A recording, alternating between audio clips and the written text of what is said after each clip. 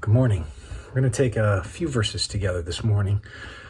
Paul, continuing right here toward the end in Philippians, in chapter 4, verse 10, he says, I rejoice in the Lord greatly, that now at length you have revived your concern for me.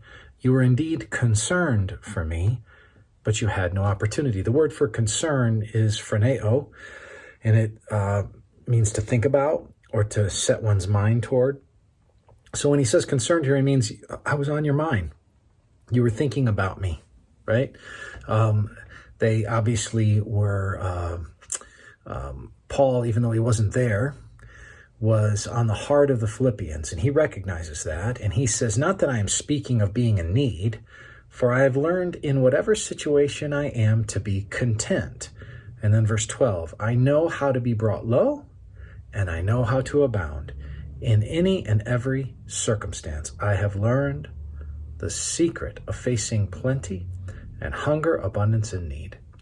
So Paul says, no matter what circumstance I'm in, and he gives a variety of circumstances there, I have learned. Where did he learn it? He's not talking about learning here like learning through the word or learning from a human teacher. He means I learned through life. And in reading this, we learn something. And we learn that we have the opportunity to learn. But we have the opportunity to learn contentment. And we have the opportunity to learn contentment through life. There are things that the experience of not having something teaches you that nothing else can.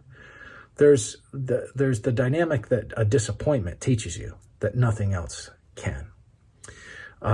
There's the idea of unmet expectations, and they teach you in a way that nothing else can. Suffering teaches you in a way that nothing else can. Abundance has the opportunity to teach you in a way that other things can't. The point is that to be a lifelong learner certainly means that you read. It means you study God's word. It means you engage in education. It means you talk to people. But it also means that you have a self-reflective attitude and disposition toward life itself, seeking to take life almost like the stuff that comes into the machine to let the machine sort of turn it around, turn it, and kick out virtue. Kick out virtue. What is it that you want to kick out? Well, perhaps there's no greater thing that can serve as the subtext of your life, through whether it be in your job, your family, your recreation, your church life, your relationships, than contentment. To have a posture that is of a good disposition, genuinely satisfied in whatever situation. But life, it's not just that life works that out of you. Some people think that life automatically works it out. It doesn't. Life can harden you. It only works if, as life happens to you, you process, introspect, look to the Lord, and learn, right, in community, in word, and in spirit, what that life is doing to you, right?